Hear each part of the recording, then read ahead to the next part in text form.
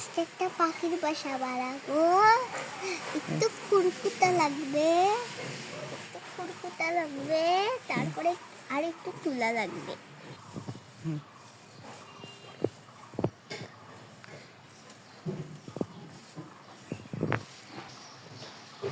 তার জন্য আমাদের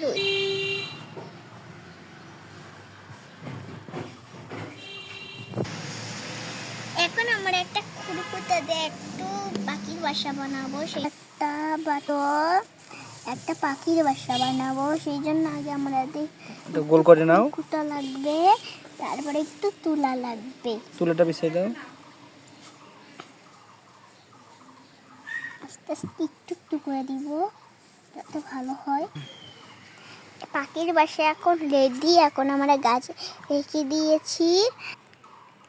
এখন দুইটা আমরা ডিম দিয়ে দিব, তারপরে রেখে দিব। পাখির বাসা তাহলে আমাদের রেডি হয়ে গেল।